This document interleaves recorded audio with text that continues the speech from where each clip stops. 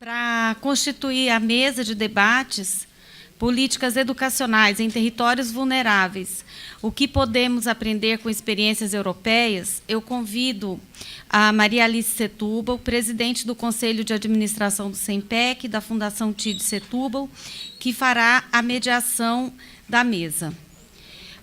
Peço ainda também aos nossos convidados, gestores públicos, que, à luz do contexto brasileiro, tecerão suas considerações. Agradeço mais uma vez por terem aceito o convite e gostaria, então, de convidar Manuel Romão, diretor regional de ensino de São Miguel Paulista, da Rede Municipal de São Paulo. Obrigada, Romão.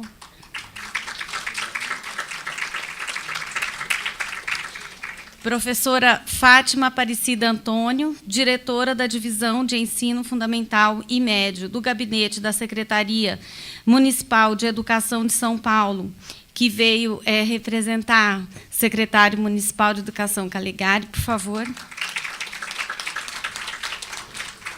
Gostaria ainda de convidar a Cleusa Repulho, secretária da Educação do município de São Bernardo do Campo e presidente da União Nacional dos Dirigentes Municipais de Educação, UNDIME. Obrigada, Cleusa. Convido ainda, representando o secretário estadual de Educação do Estado de São Paulo, professor João Freitas da Silva, diretor do Departamento de Desenvolvimento Curricular e de Gestão da Educação Básica da Secretaria do Estado de São Paulo. Passo agora a palavra para a Maria Alice, que fará a coordenação dessa mesa. Bom, eu acho que, como desde de manhã nós temos falado, a complexidade desse tema, e acho que a palestra do professor Silvano nos deu uma medida de quando nós estamos falando de desigualdades educacionais, é um tema absolutamente uma questão, é uma questão complexa que envolve diferentes articulações. E também a dificuldade, uma política pública como a ZEPs na França, que há 30 anos, e a dificuldade de que essa política realmente tenha, como um todo, um resultado positivo. Realmente, a complexidade de cada local, pensar o território, faz com que a gente tenha que aprofundar esse tema e ver cada vez mais as características e o conjunto de elementos que fazem com que determinado território, determinada ZEP, como o professor mostrou no final, possa ter resultados positivos, enquanto outras não alcançam o mesmo resultado, Então, acho que com essas questões levantadas agora pelo professor Silvan, com todas as questões levantadas de manhã, a questão da seleção dos alunos, que também foi retomada agora pelo professor, a questão dos docentes, também retomada agora pelo professor, que nós vimos de manhã, as dificuldades de manter um corpo estável de docentes em regiões, em territórios de maior vulnerabilidade. Enfim, acho que são inúmeras as questões que, desde manhã, nós estamos discutindo. Então, eu quero abrir esse debate, colocando que, para nós, do SEMPEC, é muito importante fazer esse diálogo entre os resultados das pesquisas e os gestores públicos. Então, mais uma vez, a Wanda já falou, agradeço muito vocês estarem aqui. Eu acho que de novo, também a gente falou de manhã, a coragem de enfrentar essa discussão, enfrentamento dessas desigualdades. Então, vou começar passando para o professor Romão. Cada um de vocês vai ter 15 minutos, tá? A Wanda, como vocês já viram, é a nossa controladora do tempo. Boa tarde a todos e a todas. Eu vou começar lembrando um pouco o que foi dito de manhã. Eu sou diretor regional de Educação de São Miguel Paulista. E se, por um lado, eu considero que eu conhecia já um pouco da minha região, da região onde eu trabalho, por outro lado, os dados apresentados me surpreendem. Me surpreendem um pouco quando eu vejo que há um processo seletivo que começa pela Secretaria das Unidades Educacionais. A gente tem uma ideia de que há um processo de preconceito em relação aos alunos, mas não tinha claramente essa ideia que começa a partir da secretária da escola. É um dado interessante para a gente pensar. O outro dado importante colocado de manhã é que as famílias fazem um esforço, eu acho aquele termo entendido como uma ação tática. Tática na medida que é uma resposta, uma necessidade imediata. E conhecendo o bairro onde a pesquisa foi realizada, isso traz uma confirmação de uma crença nossa que atuamos na região, de que os alunos e professores e famílias, especialmente, acreditam muito na escola, na instituição escola. Isso fortalece uma crença da Secretaria Municipal de Educação e da Diretoria Regional de Educação. Um outro tema que assusta um pouco, embora eu saiba que é mais ou menos assim, é a quantidade de professores que saem em relação à quantidade de professores que entram na região. As pessoas acumulam um capital profissional e saem da região. E as pessoas que vão até a região trabalhar, os professores, é aqueles com menos experiência, etc. E tal. Eu fico imaginando, no primeiro momento, como é que eu, enquanto gestor, posso estar atuando para melhorar a aprendizagem quando eu estou perdendo professores mais experientes e recebendo professores menos experientes, e aqueles que foram classificados no concurso como os menos capazes, teoricamente falando, né? Eu fico imaginando como é que a gente vai conseguir fazer com que essa região evolua. Mas tem um outro dado que não apareceu, que eu acho importante, que há muitos professores experientes do ponto de vista profissional, com capital cultural, capital intelectual, que fazem a opção por ficar na região. Isso é interessante, viu? Isso precisa ser pesquisado melhor. No processo de seleção para os gestores dos CELS, lá na região, nós temos 4 CELS, me surpreendeu a quantidade de pessoas com mestrado e doutorado, que atuam lá e continuam atuando lá. Não é? Então, esse é um dado que não aparece aqui, mas é um dado interessantíssimo. Não é? Outra coisa que, na pesquisa, desde a pesquisa feita, a primeira pesquisa sobre território e território vulnerável e escola, havia claramente colocado ali que, onde há menos equipamentos públicos, há uma tendência de haver menos aprendizagem. Essa é uma tendência. No entanto, também há um dado a ser avaliado, que alguns alunos, mesmo morando nesses territórios, conseguem superar essa barreira e ser excelentes alunos. É algo que também precisa ser um pouco avaliado, eu acho. Agora, aí vamos para a parte da... E a parte da manhã eu achei muito interessante, embora eu já conhecesse um pouco da pesquisa do Dutti e da equipe dele, mas é algo para ser estudado pelos supervisores, pelos diretores, pelos professores da nossa região. Eu acho que vai numa estrutura que eu diria que profunda das relações entre professor, professor-aluno, professor-família. Não é?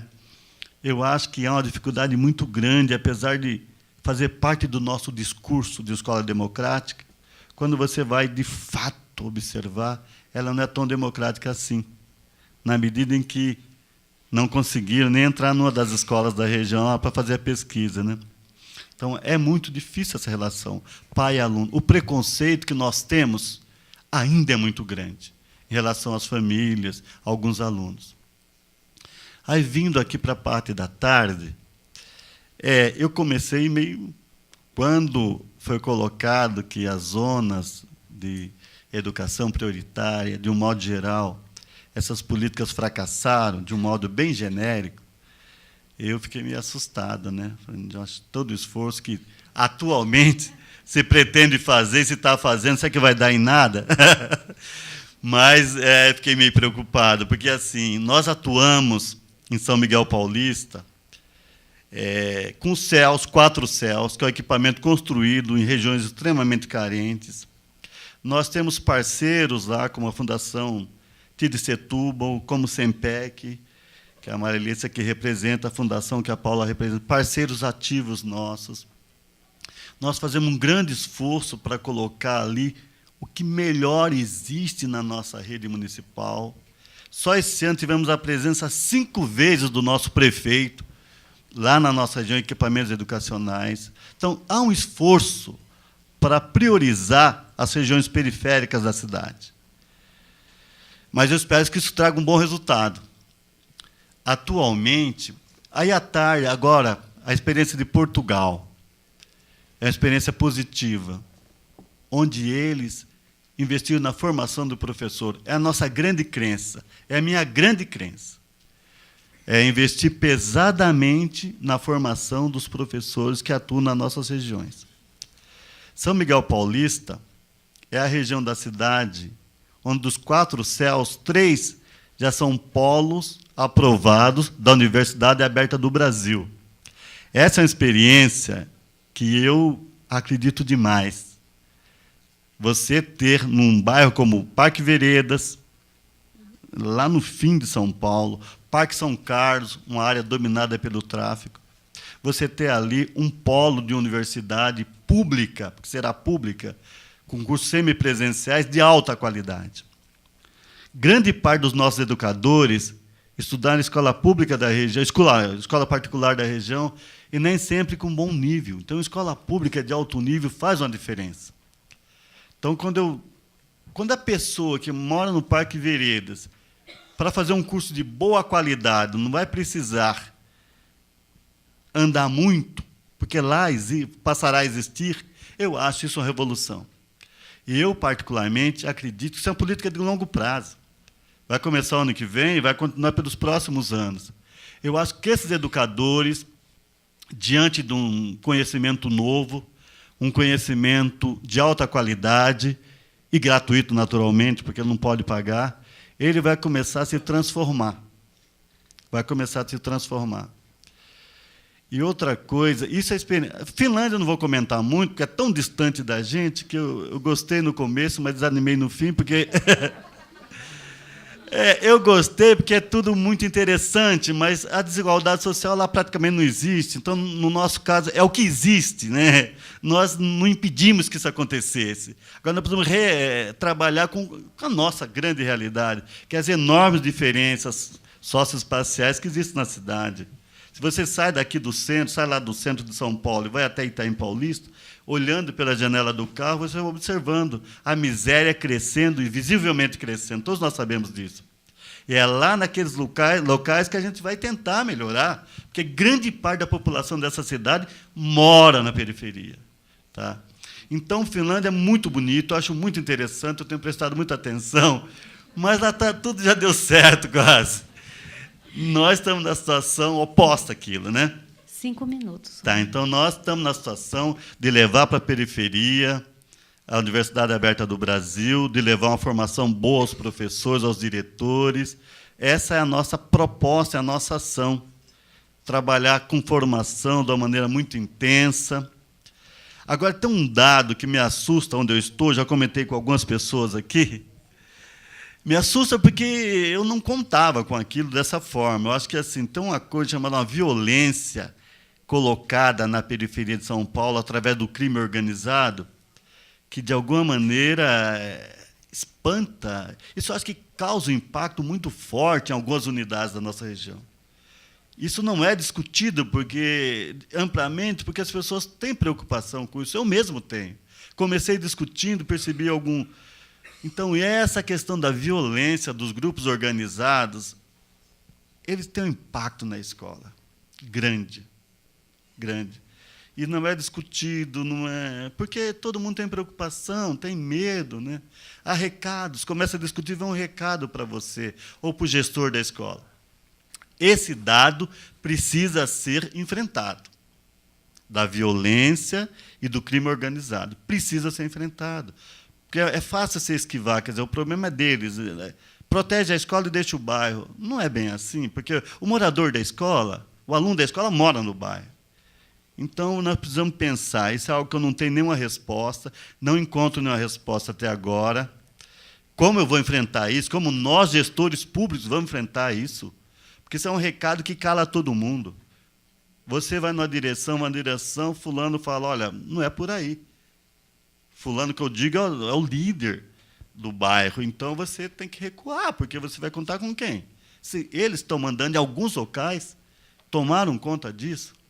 Então, eu acho que esse tipo de estudo poderia ser realizado, levado ao governador, ao prefeito, para ver como é que a gente pode, com coragem, enfrentar isso. Porque, a partir do momento que você começa também a conversar com esse setor, você legitima esse setor. É muito ruim isso. Muito ruim isso. Às vezes o diretor me liga e fala, olha, eu estou conversando, o que eu posso fazer? Mas eu acho péssimo isso. Porque é você atribuir a um grupo violento uma autoridade da região, no território. Isso não pode continuar assim, não pode. Agora, eu achei importante, para concluir, aquela história de avaliar, compreender os mecanismos das relações estabelecidas entre a unidade educacional e as famílias e o bairro para evoluir. O último quadro mostrou isso, que o Silvan. É bacana isso, né? Que vale a pena você pegar uma região muito desestruturada, como era o caso do último setor lá, e investir, observar, avaliar com critério, com seriedade, e ver que aquilo evolui. Então, a gente tem que fazer as nossas avaliações críticas na perspectiva da evolução da unidade educacional, da evolução do bairro, de aumentar a aprendizagem daquelas crianças. Porque todas as mães e pais e crianças querem o sucesso. Ninguém almeja o fracasso. A mãe quer o sucesso do seu filho, a criança quer o seu próprio sucesso, né? E isso é possível, né? No último quadro, eu vi lá, aumentou muito o aprendizado de matemática e o francês. Aqui, nosso grande sonho, na região de São Miguel Paulista, nosso grande objetivo é, depois de 4 anos, verificar que a aprendizagem, de um modo geral, das nossas unidades, acabaram avançando, evoluindo, né? Nós temos, só para concluir, falta quantos minutos? 1 ou 2? Falta só 1 minuto. 1 minuto. Nós temos excelentes profissionais, excelentes escolas em São Miguel Paulista. O que queremos? Que todas as escolas melhorem muito e que todos os profissionais recuem no seu preconceito e dialoguem com as famílias com o objetivo de ampliar a aprendizagem de todas as nossas crianças. Para concluir. Obrigado.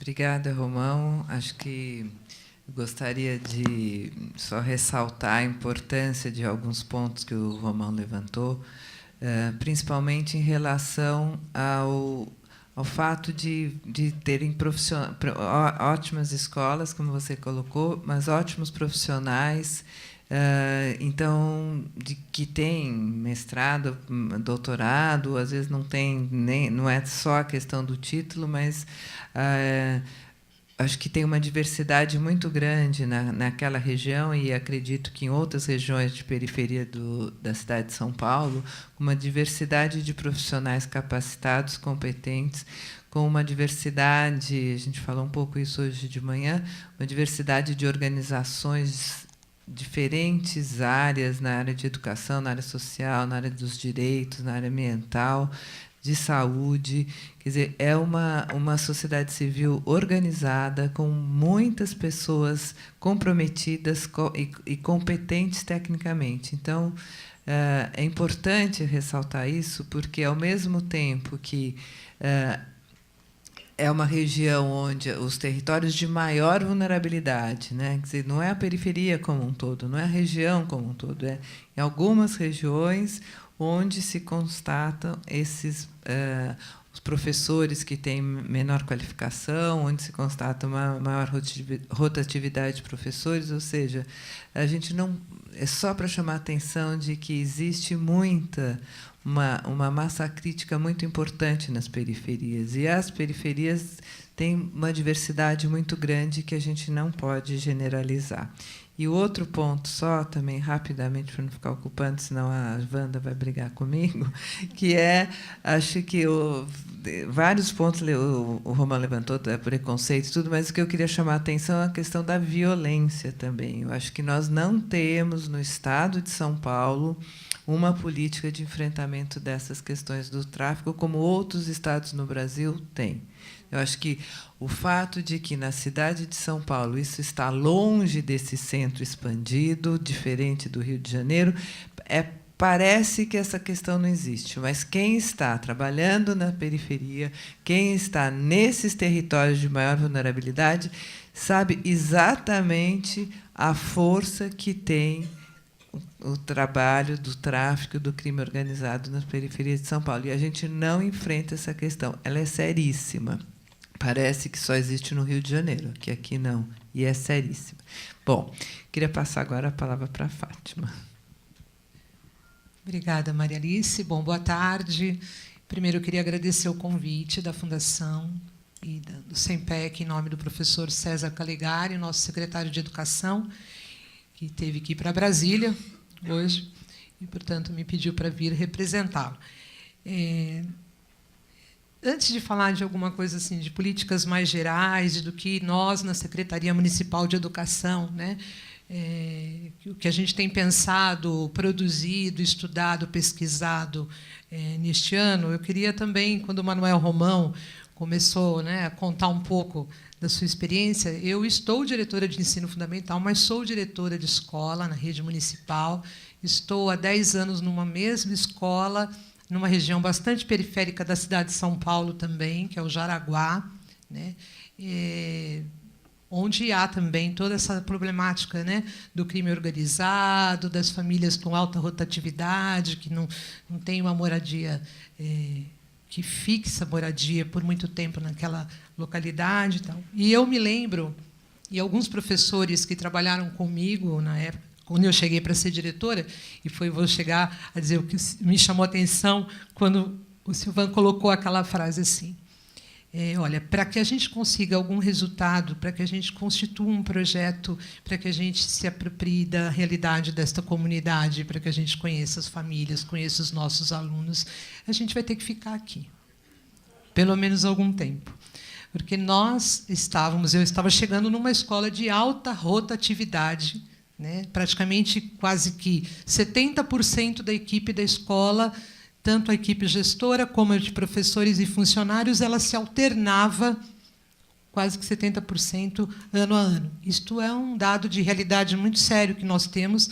Vou falar da nossa rede, né, Manuel Romão? Em algumas localidades ainda, infelizmente, a gente tem esse dado muito sério. Portanto, quando eu cheguei e disse, bom, topam ficar? Eu vim para ficar. Me olharam assim, não é possível, acho que ela não vai ficar, não. Ela está só, ela tá só testando para ver o que a gente faz. Aí passou o primeiro, o segundo, o terceiro, o quarto ano. E, felizmente, a gente conseguiu manter uma equipe ali por muito tempo, né, quase praticamente os 10 anos, com pouquíssimas alterações.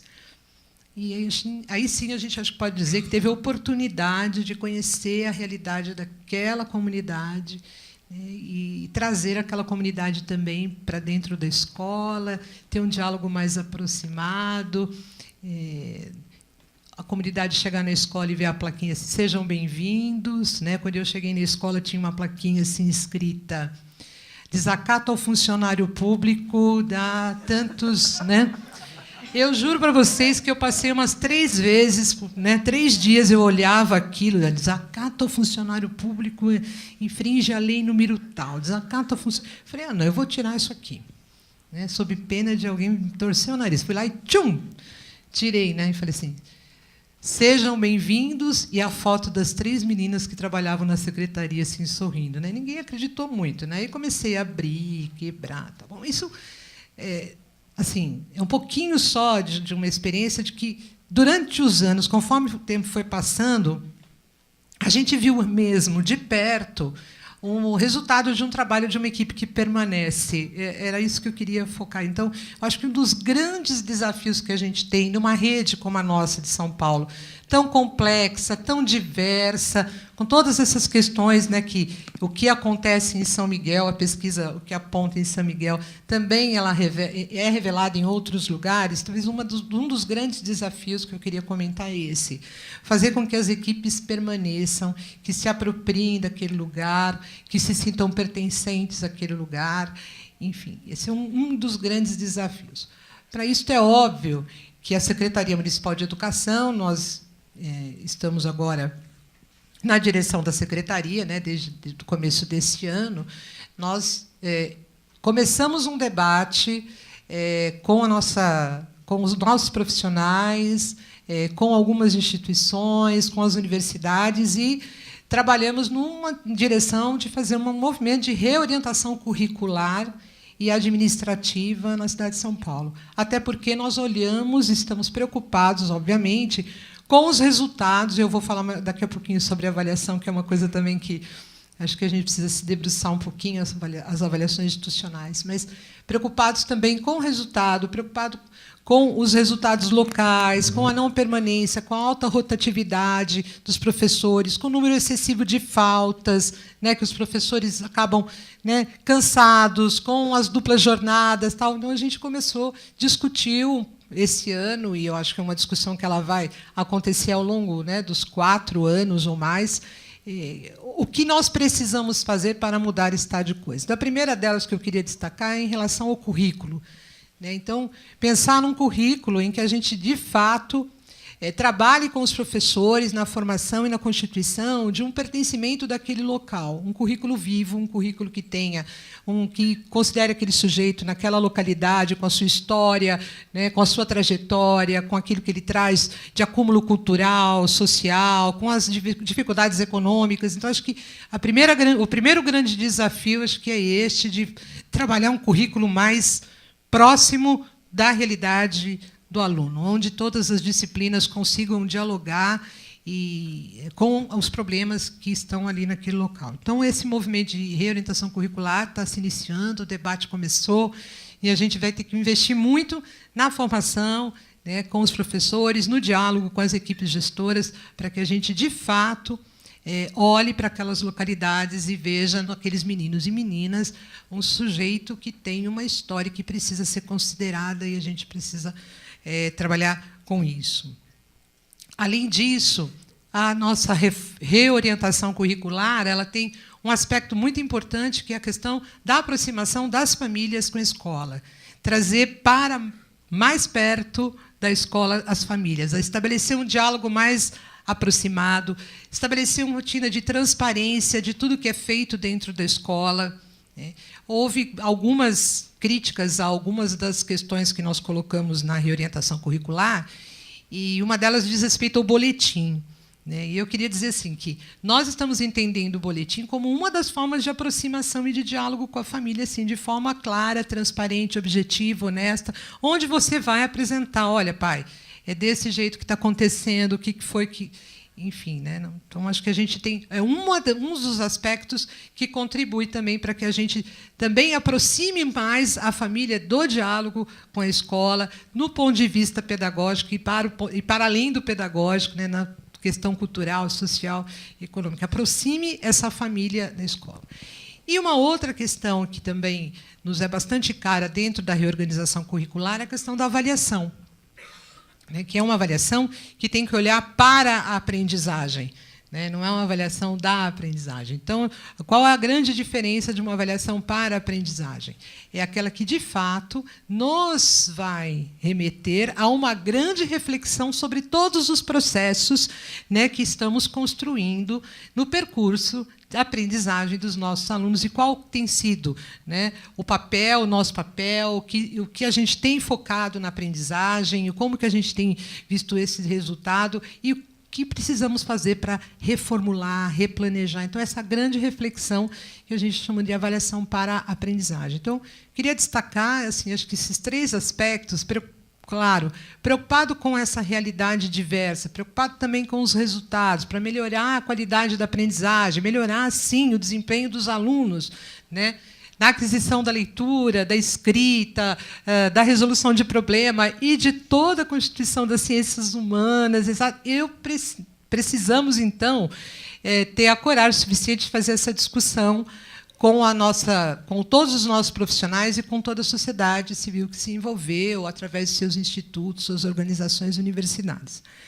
Não foi fácil, foi uma discussão polêmica, né? Há pontos polêmicos também, né, nesta reorganização curricular, mas nós chamamos assim, é um movimento de discussão.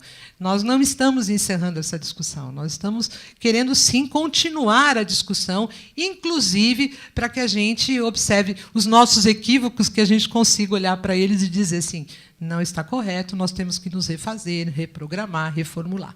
Né? Então, do ponto de vista assim, da cidade de São Paulo, acho que o que a gente está pretendendo é isso. E dentro desse movimento... 5 minutos. Tá. Eu achei que 20 era muito. Eu falei, nossa, ela me deu 20 minutos para falar, não é muito, é 15. Né? Mas, enfim. Dentro desse movimento de reorientação curricular, também há uma situação bastante importante, que são a gente olhar e promover políticas públicas mais integradas nos territórios. Então, não dá para a gente pensar que a escola, por si só, sozinha, ela consegue, né, também vencer, ultrapassar todos os desafios que estão colocados. Então, que a gente também tem promovido, enquanto governo na cidade de São Paulo, o prefeito Fernando Haddad tem quase que semanalmente instituído grupos de trabalho intersecretariais, com foco nos territórios, especialmente os mais vulneráveis, para que as diferentes secretarias utilizem todos os seus esforços, todos os seus acúmulos, né, e conhecimento, programas e projetos que vão de encontro às situações que nós encontramos, especialmente nos territórios mais vulneráveis, seja para a criança, o jovem, um adolescente, a juventude negra, né, as mulheres, enfim. Nós temos vários grupos de trabalho que se constituiu esse ano para dar conta de discutir no território essas situações. E, para finalizar, eu queria dizer um pouco mais da conjuntura das avaliações institucionais. A gente observa que, no país, no Brasil, elas são estão pouquíssimo apropriadas pelos nossos educadores, na rede pública especialmente. Há uma verdadeira, por alguma parcela, uma verdadeira demonização até das avaliações institucionais, né? Quando se fala nos índices, né, do desenvolvimento da educação básica, quando vão ser publicados os índices do IDEB, há uma preocupação muito grande, porque nós também já tivemos, em alguns momentos, algumas colocações muito infelizes, né, de algumas pessoas dizendo assim, não, nós estamos fazendo mesmo, nós vamos ranquear as escolas, nós vamos comparar as escolas, nós vamos divulgar os resultados, enfim. Então, acho que um dos grandes desafios que nós temos agora, enquanto país mesmo, é fazer com que esta avaliação institucional, primeiro, ela seja, né, apropriada mesmo por toda a comunidade escolar. Então, que ela seja mais divulgada, mais transparente, mais trabalhada, que todos os focos que ela atinge sejam permanentemente trabalhados com os nossos educadores. Tal. E que a gente avance, acho que ela precisa avançar para que se constitua uma avaliação que não foque apenas e tão somente os aspectos cognitivos, mas que ela tenha também essa amplitude, né, de ver as questões sociais, o local onde está aquele aluno, para ver exatamente quais são as políticas públicas, né, que a gente pode considerar importantes ou promover naquele local a partir destas avaliações. Eu acho que nós temos muito que avançar nisso. Primeiro, se apropriando e também potencializando e ampliando essa avaliação para outros aspectos que nos permita trazer, de fato, ter um olhar, de fato, mais real das condições de cada escola, das condições de cada escola inserida em cada espaço, em cada realidade, e o que precisamos fazer para nos antecipar a várias questões, né, que a gente já poderia ter avançado muito. Então, acho que era isso que eu queria comentar da palestra de hoje. Obrigada, Fátima. Acho que nós temos aqui no auditório alguns diretores, professores, e que acho que a exposição de pensar a política pública da Secretaria da Cidade de São Paulo vai gerar debate aqui no final, que acho que vai ser bastante importante. Eu gostaria só de destacar 2 pontos que você falou e que foram mencionados também na fala do Silvão. O primeiro deles é a questão da continuidade, né? Eu acho que isso é fundamental. E quando também o Silvão apresentou o último slide com os dados, nós vamos pensar, o ponto de partida foi 2003, o resultado final 2010, né? Quer dizer, no mínimo 7 anos. Então, ou seja, ultrapassa de muito um período governamental. Então, assim, pensar a educação como pensar políticas de Estado. Estou aqui vendo aqui na minha frente a Sofia, minha amiga, que é do Ceará, e que eu sempre faço questão de falar, os resultados que o Ceará está colhendo agora não se devem apenas ao atual governo, que, sem dúvida, tem seu mérito, mas é uma política de continuidade que começou em 1995. Portanto, são 20 anos quase de uma política, e daí o Ceará está despontando com melhores resultados em relação aos demais estados do Nordeste. Mas existe uma continuidade que é fundamental. E eu acho que a gente não pode esquecer isso. E o outro ponto também que a Fátima levantou, também foi colocado de manhã, foi colocado para o Silvan, que nós não podemos ficar pensando o IDEB em termos de ranqueamento. Infelizmente, a imprensa faz este olhar, faz essa análise, e foi amplamente discutido de manhã, principalmente pelo Silvan, a importância de políticas com foco na colaboração e não na competição, né? Bom, agora, continuando, queria passar a palavra para a Cleusa, muito querida estar aqui de novo, muito obrigada. E aí, seu tempo para falar. Que ela já foi apresentada antes, mas, enfim, além de secretária de São Bernardo do Campo, é presidente da Undime, né? Obrigado, Maria Alice. Obrigado mais uma vez de estar aqui na parceria aí com o SEMPEC. Eu queria dividir minha fala em dois aspectos, né? Primeiro, como secretária de Educação. Eu acho que é importante, e ouvindo o professor colocar, né? Enfim, não estamos sozinhos, a França também tem problemas, né? Sempre que a gente reúne os educadores, eu falo que isso tem um fator terapêutico importante. Não estamos sozinhos, todos temos problemas, e em reunião com os gestores, Maria Alice, isso é muito latente. Né? E por quê? Para quem é sério, né, coisas como foram apresentadas aqui preocupam todos os dias. Né? Quando as pessoas ouvem que eu sou secretária de São Bernardo, todo mundo acha que eu sou rica. Todas as montadoras estão lá. Né? Como é que essa cidade tem problema? Mas essa cidade, por estar na região metropolitana em São Paulo e ser ainda uma cidade que recebe muita migração, temos, sim, muitos problemas e uma desigualdade. Nós estamos agora no 2º governo.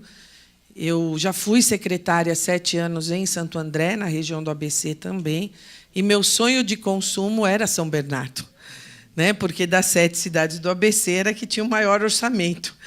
E eu brincava e dizia, nossa, se eu for secretária um dia em São Bernardo, a vida lá vai ser muito tranquila. Engano meu. Né? Depois de estar 7 anos em Santo André, fiquei 1 ano no Ministério da Educação e na Unesco, e aí, em 2009, volto para a vida selvagem, volto lá para a Secretaria de Educação. De fato, é lá que eu acho que a gente contribui muito mais. O MEC me deu uma visão de país, né? E a Undime faz isso também. Nos dá, e é por isso que eu queria falar também em relação ao Brasil. Né? E aí, voltando para São Bernardo, nós temos escolas depois de 2 balsas. Né? E estão bem distantes. As pessoas se sentem tão excluídas que dizem assim, eu vou para São Bernardo, como se lá não fosse. Né? Então, esse desafio, e quando o professor coloca sobre as pesquisas, o incentivo, e lá nós tivemos que estabelecer uma política diferenciada de permanência dos professores, uma carga horária maior para que eles fiquem lá sem os alunos, né? Então, os professores lá dão 20 horas, mas tem 40, né? Para que eles possam trabalhar naquela comunidade, reconhecer aquela comunidade e, principalmente, fazer a diferença. Né? Essa questão da desigualdade, o Chico Soares coloca muito bem, é o maior desafio do Brasil. Se numa cidade como São Bernardo eu tenho IDEB de 4,6 a 6,9, nós não estamos conseguindo nem dentro de uma cidade, que dirá, né, no país, garantir a igualdade de oportunidades. Né? E, nessa medida, eu acho que pesquisas como essa, enfim, trabalhos como esse, vêm para contribuir para essa discussão dos gestores, mas não só dos gestores. É da academia, é uma discussão da academia. Sobretudo, a academia precisa olhar mais para a escola pública. Eu participo muito de discussões sobre currículo, sobre formação inicial dos professores, e muitas vezes com universidades públicas, mas quem forma os professores para a escola pública é a universidade privada. Né? Ou a gente vai em cima dessas universidades e muda esse currículo, ou fecha, ou nós vamos continuar enxugando gelo com a formação continuada. Né? Em São Bernardo, os professores acabam entrando 2, 3 meses antes de entrar na sala de aula para que a gente possa fazer formação, antes dele assumir a sala. Porque ele chega especialista em Vygotsky e Vallon, e, na primeira dificuldade de aprendizagem, ele apavora. E com toda a razão, com toda a razão. Um médico, antes de operar, ele passa pela residência médica. Ninguém trata na formação inicial, ou poucas são as universidades que tratam da vida real, dos alunos que estão em lugares de alta vulnerabilidade e que não adianta mandar bilhete escrito para a família, porque os pais não sabem ler. E aí nós dizemos que o pai não participa da vida escolar do filho. Né? Então, nessa sala mesmo, se eu perguntar quantos de nós temos pais com formação em nível superior, eu tenho certeza que não será a maioria. Nós, no Brasil, estamos vivendo a primeira geração que está chegando na universidade. Nós que conseguimos chegar na universidade somos os eleitos de uma geração. Então, se de fato a gente quer dar esse salto, e eu concordo que cada vez que começo a falar da Finlândia, e eu tive a oportunidade de ir para a Finlândia 2 vezes e conheço bem, e os caras são bons no que fazem, porque da segunda vez que eu fui, eles estavam recebendo os refugiados da Somália. E eu entrei na sala de aula e aqueles loiros de olhos azuis, com o nariz arrebitado, ao lado dos somalis. E, mesmo assim, os indicadores continuam bons. E eles não excluem os somalis das avaliações do PISA. Quer dizer, este é o sonho de consumo e o ideal? Claro que é. Mas também nós ouvimos aqui falar do investimento necessário para que a gente possa garantir a equidade na desigualdade. Não dá para as crianças de Higienópolis, aqui em São Paulo, competirem com as crianças de São Miguel, que nascem com o iPhone na mão. E aí, Maria Alice, às vezes as pessoas acham que eu pego pesado, né? Professor não é vítima. Ele é profissional. Ele não é algoz e nem é o culpado. Mas ele também precisa ser responsável. A família precisa ser responsável, o gestor precisa ser responsável. O que acontece é que, como a gente acaba nivelando por baixo, todo mundo se exclui da responsabilidade e a pobreza passa a ser o problema. E aí as políticas compensatórias vêm para mudar alguns determinantes e que a gente possa fazer uma discussão mais séria. Gente, quem é gestor nessa sala, eu sou professora, alfabetizadora, não é fácil sentar numa mesa de negociação. Não é fácil. Nós estamos acabando de fechar o estatuto em São Bernardo. Amanhã sexta-feira tem assembleia. Eu estou sem dormir há 2 semanas.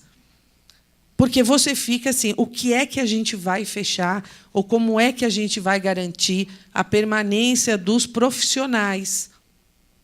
Porque também tem aqueles que entram pensando na aposentadoria, Tem professor da escola pública que tira licença na escola pública, mas vai trabalhar na escola privada. Em como todas as profissões, nós temos os bons, os médios e os que não deveriam estar na sala de aula. Diferente de médico, que só consegue matar um paciente de cada vez, quando a gente está na sala de aula, a gente precisa tomar esses cuidados. Eu falo que, às vezes, eu estou agitadíssima. Final de semestre, pé machucado, assembleia na sexta-feira. Mas, gente, olha a responsabilidade. E quando a Maria Alice coloca sobre a questão da violência, para mim é absurdo o diretor que negocia com traficante. Isso é problema de polícia, não é da educação. A hora em que a gente precisa se submeter a traficante, a escola perde o sentido. A gente está lá na periferia, está lá nas áreas de vulnerabilidade, porque a gente quer mudar essa história. A gente não quer fazer parte dessa história. Então, que a polícia faça o trabalho de polícia, porque nenhum sargento vai lá dizer para os professores como é que o PPP tem que ser feito, mas a diretora tem que ser mediadora de conflito entre traficantes. Então, como é que a gente resolve todas essas coisas? E, como presidente da Undime, a gente tem viajado aí o país inteiro na questão do PNE, do Plano Nacional de Educação. O Brasil colocou metas muito ousadas, e é assim que a gente melhora, né? É assim que a gente avança. Eu vou dizer que eu estou cansada de melhorar. Eu acho que a gente tem que avançar. Nós fomos melhorando, mas a gente tem que dar um passo adiante. A lição de casa foi bem feita nas séries iniciais, e está sendo bem feita nas séries iniciais. Pode melhorar? Podemos. Mas nas séries finais e no ensino médio, a gente tem um desafio gigantesco. Gigantesco. Semana que vem tem prova do IDEB lá em São Bernardo. Todo mundo estressado. E bom que seja assim, porque todas as pessoas se sentem responsáveis pelo processo de aprendizagem das crianças. Porque, se não fosse o IDEB, a gente continuaria achando que está tudo bem, que as coisas vão bem, e, de fato, não enxerga os problemas como eles são. Eu queria encerrar dizendo assim, nós queremos, professor, a educação da Finlândia, mas a gente, às vezes, faz investimento como o Sudão. E aí fica muito difícil. As crianças do Nordeste não podem valer menos que as crianças de São Paulo. E hoje é isto que acontece.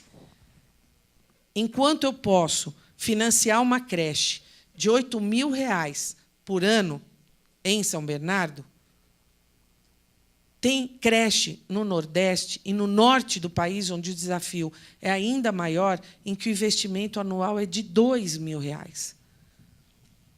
Enquanto nós temos 2 professores de 40 horas por sala, mais um auxiliar para 12 bebês, nós temos, no Brasil, lugares onde 20 bebês ficam com alguém que nem a titulação de professor tem. E ainda tem gente que acha que a educação infantil nem é tão importante assim.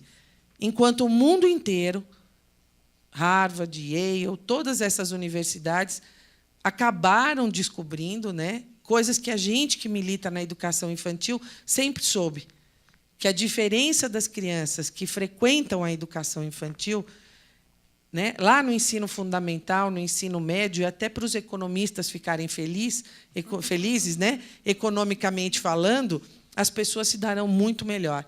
Então, houve uma inversão, né, o Japão sabe disso, os melhores profissionais estão na educação infantil, né, os doutores, e aqui vai para a educação infantil quem acabou de entrar para a rede. É o último a escolher, é para lá que ele vai. Então, eu queria só que a gente refletisse sobre essas questões, né? Sou dura, mas sou otimista, né? E tento fazer a minha parte enquanto gestora, e que a nossa rede lá também possa fazer e possa garantir o direito das crianças a aprenderem. Sobretudo, é o direito das crianças que a gente precisa respeitar. Obrigada.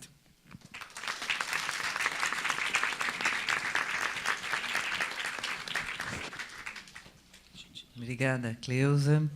E, enfim, acho que esse seu final sempre me remete a uma bandeira nossa também do SEMPEC de estar discutindo, né, que a questão não se coloca entre mais recurso ou mais gestão, né? É um dilema absolutamente falso dilema no Brasil.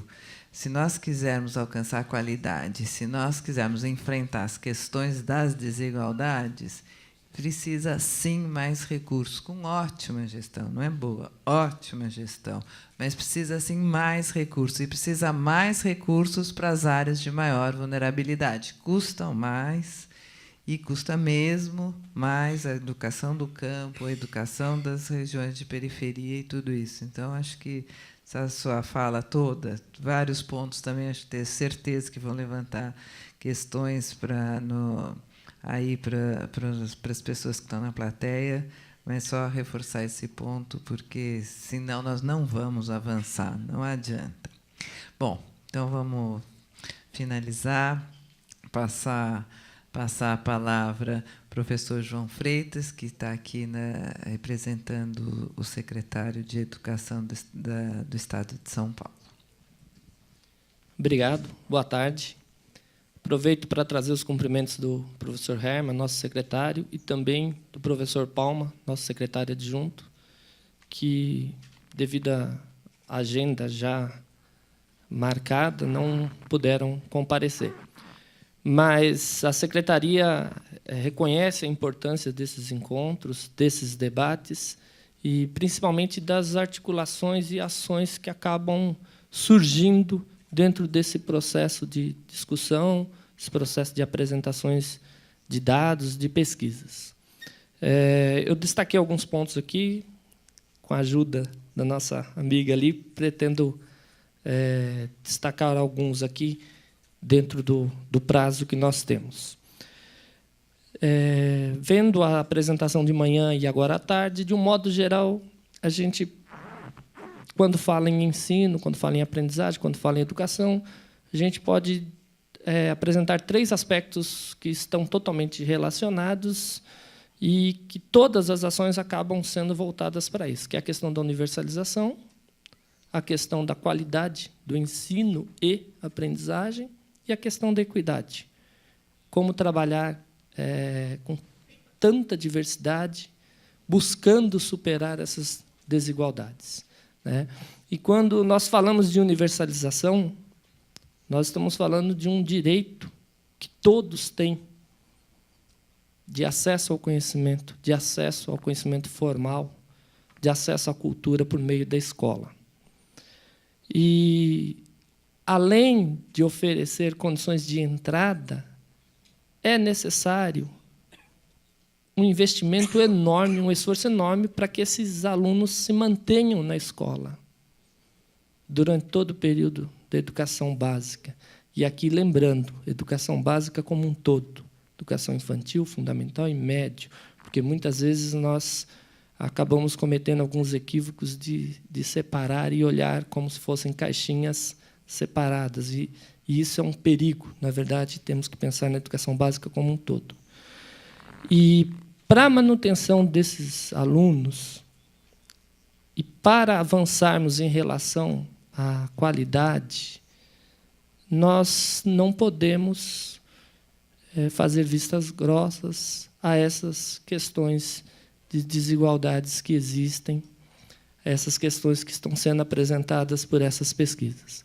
Recentemente eu particularmente participei pela Secretaria de Apresentação da Fundação Vitor Civita, tenho participado também de alguns encontros pelo Ministério, no MEC, alguns encontros do Conselho Nacional também. O Chico Soares tem um discurso muito forte nesse sentido, né? E ele, recentemente, numa dessas apresentações, ele destacou a importância da pesquisa e dos dados, tanto os dados qualitativos quanto os quantitativos, porque, a partir de dados, a gente supera aquela etapa de hipóteses e opiniões. Então, os dados, as pesquisas, elas são extremamente importantes, para tomadas de decisões, né, para política, pública, para que os gestores, né, para que os governadores, os secretários, ministérios, todos tenham condições de, a partir de dados concretos, tomarem decisões mais fundamentadas, tomarem decisões que provavelmente evitarão alguns equívocos. Porque, como já foi mostrado aqui, é um processo complexo, são muitas variáveis e é dinâmico. Muitas vezes você inicia uma ação visando superar um problema de desigualdade e aquela ação, por vezes, acaba induzindo, né, um outro problema. Então, é dinâmico, você tem que ter um acompanhamento direto, você tem que ter um acompanhamento constante e dialogando com instituições, ensino superior, a sociedade, a família, aqueles que estão realmente na escola, os diretores, os professores coordenadores, os professores de sala de aula, né? Fazer as adequações e aprimorar. Não ter medo de reconhecer as dificuldades, os equívocos, no sentido não de culpa. Acho que nós já superamos essa etapa de um modo geral, mas sim de aprimorar. Porque nós não podemos perder as gerações que já estão na escola. Com certeza, nós conseguiremos uma escola muito melhor para as gerações que virão. Mas e os meninos e meninas que já estão na escola? Nós não podemos deixar essa geração passar também. Então, isso aumenta a complexidade do processo, porque nós não temos como ter uma situação quase ou tendendo ao ideal para dar início ao trabalho, à operacionalização. Nós não podemos nos dar ao luxo de esperar isso. Nós temos que fazer isso já com a geração que está presente na escola nesse momento. E, como já foi destacado aqui, a importância da pesquisa acadêmica, mas num sentido de diálogo contínuo e imediato com a educação básica, com os professores, com os gestores, para que os resultados dessas pesquisas possam contribuir de forma efetiva para esse trabalho, para essa operacionalização, buscando diminuir essas desigualdades, respeitando as diferenças e melhorando a qualidade do ensino e aprendizagem. E a gente também tem que tomar alguns cuidados, né? Nós temos que tomar alguns cuidados, porque de manhã são tantas coisas que você acaba pensando durante essas apresentações que são ricas, e eu acabei me recordando de um trabalho de pesquisa, ainda na minha época de graduação, no curso de licenciatura, onde uma professora nos apresentou uma pesquisa, se não me falha a memória, realizada na Espanha, onde eles prepararam uma questão de física, pediam uma definição conceitual do que era trabalho e davam uma resposta padrão. E eles separaram essas respostas em dois grupos. A pergunta era a mesma, a resposta também era a mesma. Mas, para um grupo de professores, eles entregavam essas respostas e falavam: essas respostas foram dadas pelos melhores alunos da escola. E aí pediam para fazer uma avaliação e aferir uma nota. E, para um outro grupo, apresentando a mesma questão, as mesmas respostas, falaram que foram respondidos pelos alunos que tinham mais dificuldades, os alunos que tinham problemas de indisciplina, os alunos que, entre aspas, tumultuavam a dinâmica considerada como ideal pela escola. E, no resultado final, a média daquele grupo que foi apresentado como os melhores, os alunos que mais contribuíam para a escola, foi em torno de 7, se não me engano. Já o outro grupo, a média ficou entre 4 e 5.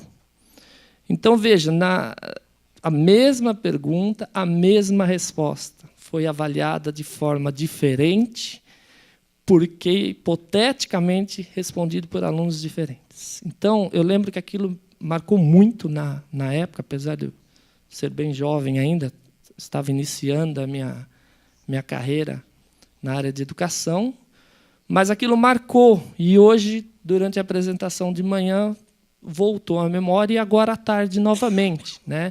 Então, os cuidados que nós temos que ter, porque se isso acontece em uma situação, de repente, na mesma escola, às vezes numa mesma sala de aula, e que não necessariamente tenha tanta diversidade, imaginem regiões vulneráveis, em regiões onde você trabalha com uma diversidade cultural gigantesca.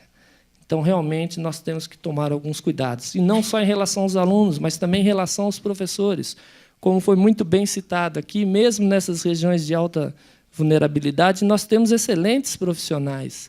E não necessariamente por estarem iniciando ou por estarem naquela região, eles não devem ser rotulados. Nós temos que tomar muito cuidado. Temos realmente profissionais e profissionais. Então, esse olhar, essa atenção, esse cuidado com o contexto é uma coisa que nós também não podemos perder de vista quando fazemos essas análises. 5 minutos. Tá. Em relação às avaliações, eu achei interessante também os comentários aqui. De um modo geral, isso vem discutido no Brasil inteiro. As avaliações elas são importantes, sim, como já nos foi dito aqui hoje.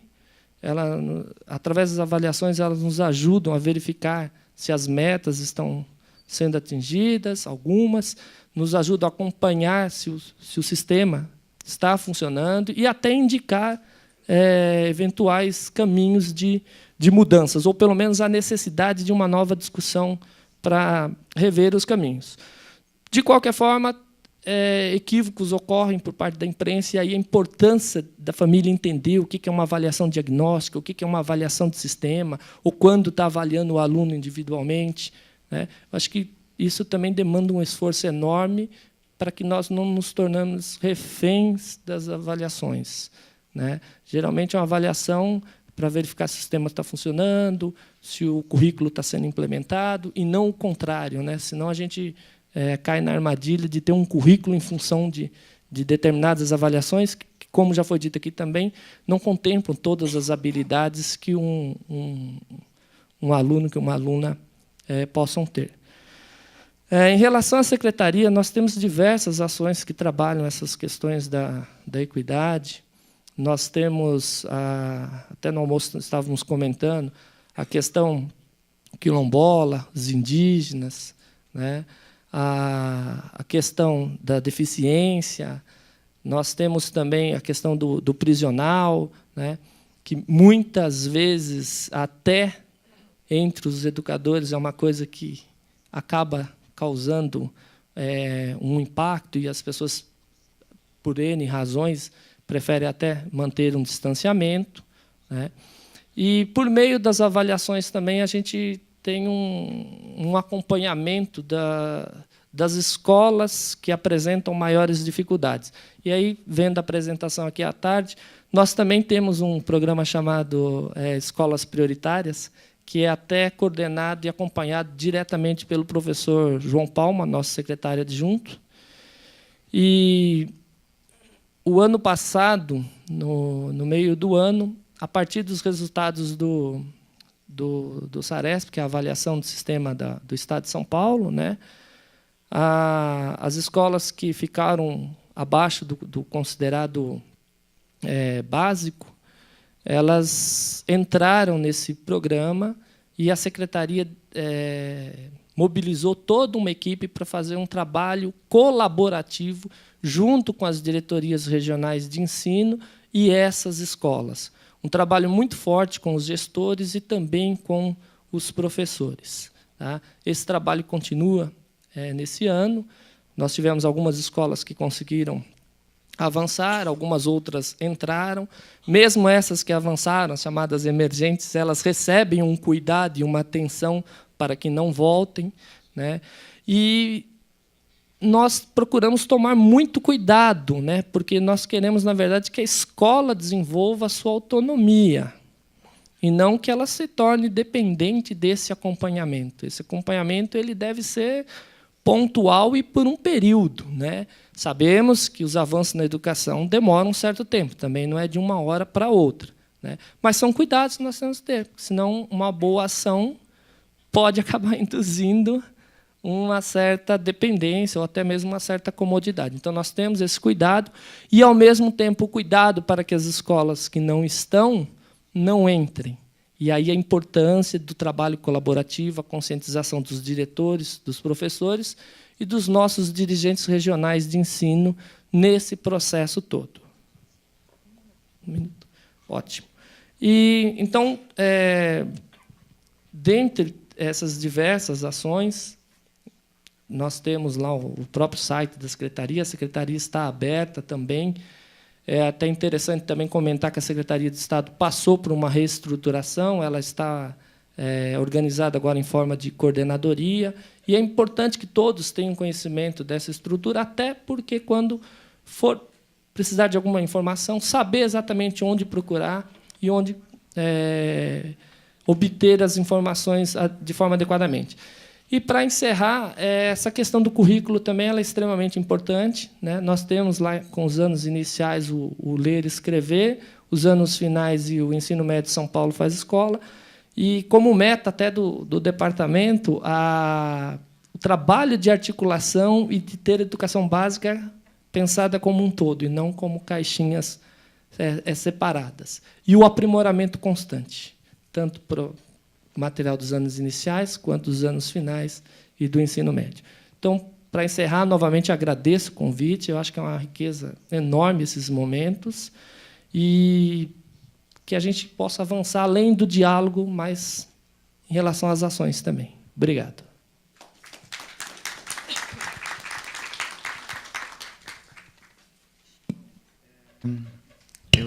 Antes de passar a palavra aí para a plateia, vou fazer uma provocação aqui para vocês, gestores, a partir de duas falas. O Silvan colocou em algum momento também, não me lembro se era essa palavra, mas o medo de avaliação de políticas que não têm um resultado muito efetivo, né? Como é que fica isso se eu vou avaliar um programa e aí esse programa não teve os resultados tão positivos ou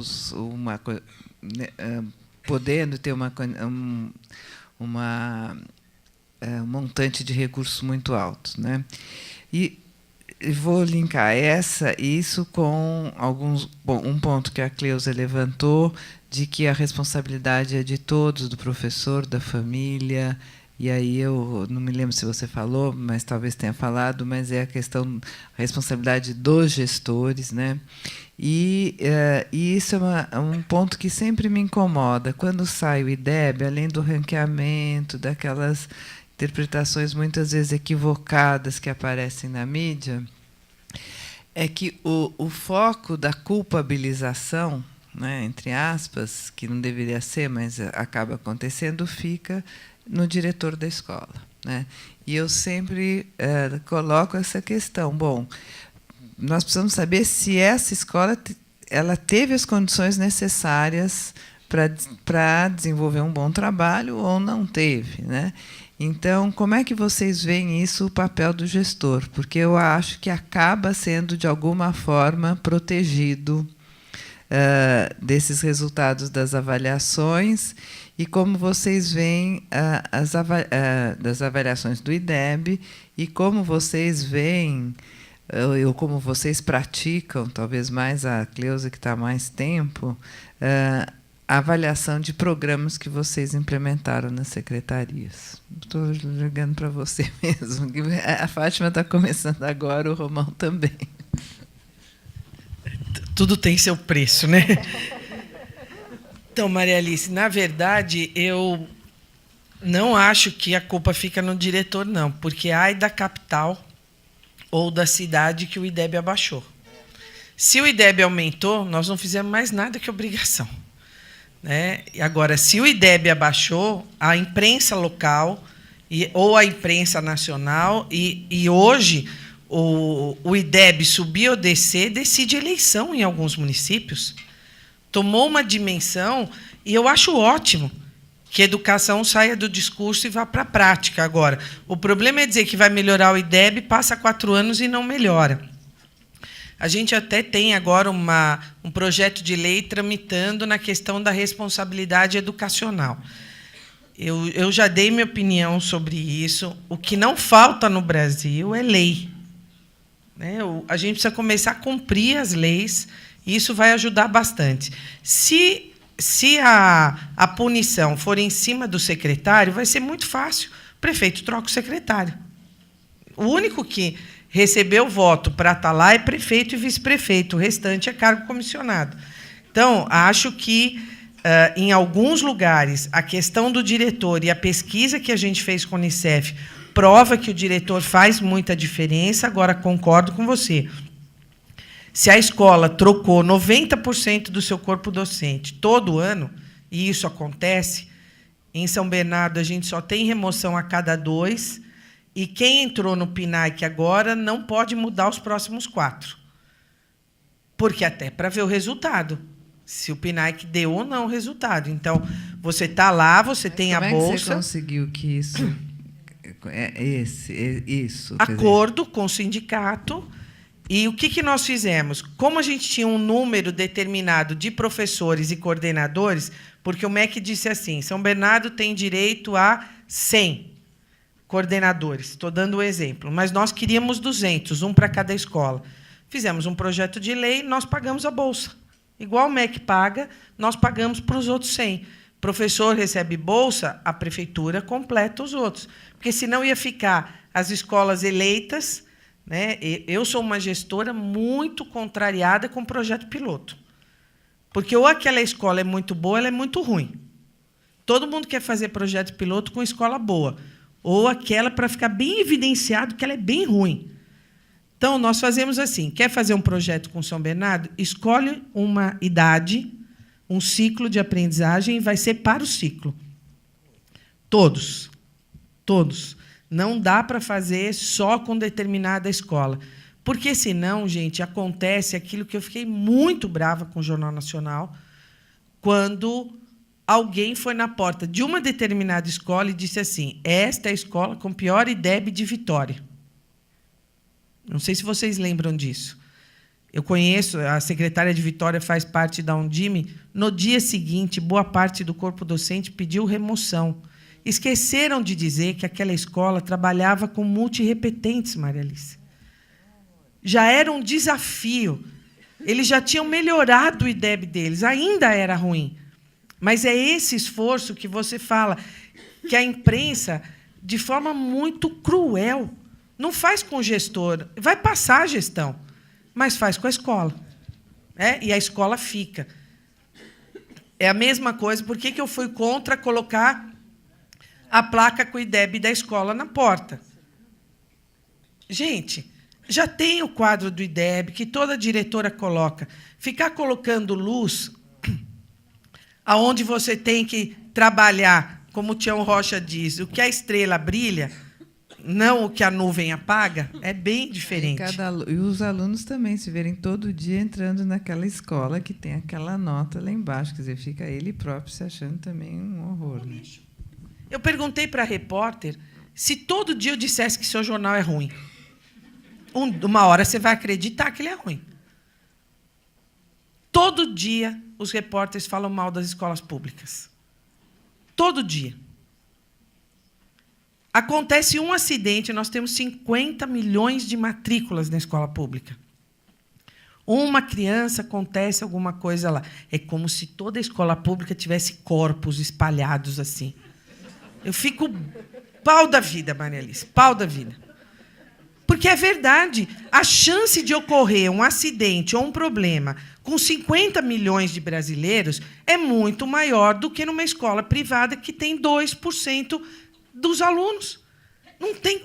Não dá para comparar o que é incomparável. É como dizer assim, olha, o Maracanã e aqui esse auditório. Obviamente que pode acontecer muito mais problema no Maracanã do que aqui.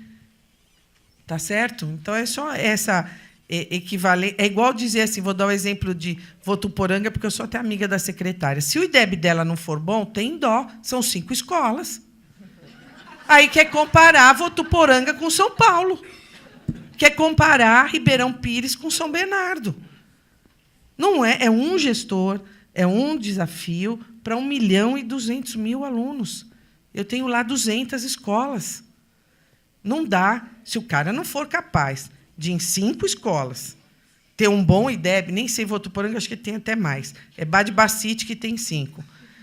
É que aí os repórteres vêm, Maria Alice, 2 dias antes eles já começam. O que a presidente da Undime acha? Chapéu do Sol, tem 3 escolas, ganhou manchete de todos os jornais. É isso. Eu falei para eles, vocês querem fazer ranking? Façam assim, cidade até 10.000 habitantes. Qual é a melhor? Entre 10 e 50.000. 100.000 habitantes, as que têm mais de 500.000 habitantes. O MEC fez isso.